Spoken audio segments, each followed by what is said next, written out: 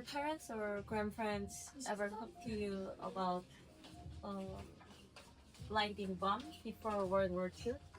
So my family is actually not from here. My family's from Guam. Mm. Yeah.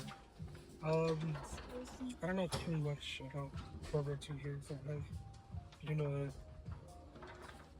it was kind of really hard for the locals here. The I don't know if you ever heard of them, like in March, there's like many massacres that occurred. And pretty dark stuff. Mm. And No. oh no. No.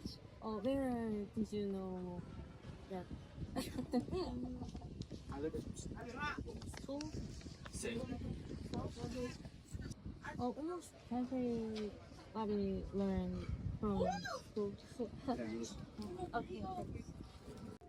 What stories have you heard about the Oh. Japanese occupation?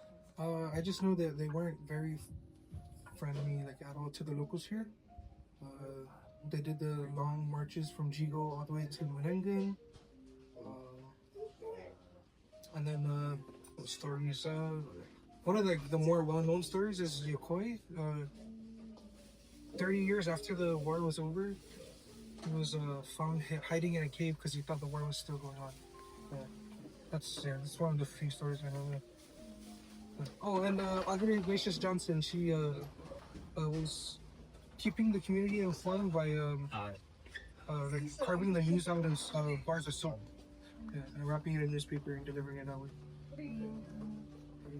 And do people in Guam still talk about the occupation often? Every year they have different events where they commemorate those lost for during the war.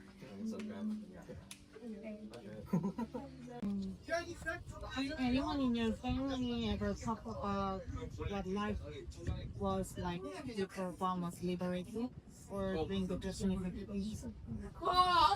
Yeah. What do you imagine life might have been like during that time? I imagine that it was like ruled by the Japanese. Like there's no freedom or nothing. Yeah. I feel like it's hard to fight. I just said like the equality, like just go out and do stuff. Being under Japanese occupation, it'd probably be hard to kind of live the life how we live here. I guess just not having our freedom rights. I think those stories are still important for young people today. Just so that they can understand their history here, growing up, and maybe prevent events similar to it from happening again in the future. Any occupation from foreign countries, like I don't know, it's just really terrible stuff that we don't want to repeat again in the future history. So, what do you think is the best way to remember this history? I think what we're doing now is suitable. I mean, it's celebrated every year. The liberation of Guam. It's very well spoken of. And then there's also the different exhibits in the museum here, all commemorated towards World War II. No, I'm sorry? Do you know Korea? South Korea also under Japan. They are? Yeah. I did not know that. I thought South Korea was its own separate country. Do you think Guam and South Korea need communication about this? And it's an issue, so 밥 먹을까? yeah, I was unaware, so it's good to know. But Did you know that South Korea was occupying Japan too? Oh yeah.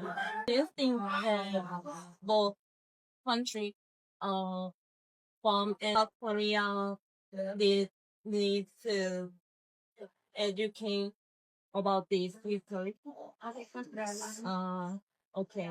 Did you know that South Korea was occupied by Japan? How do you know that?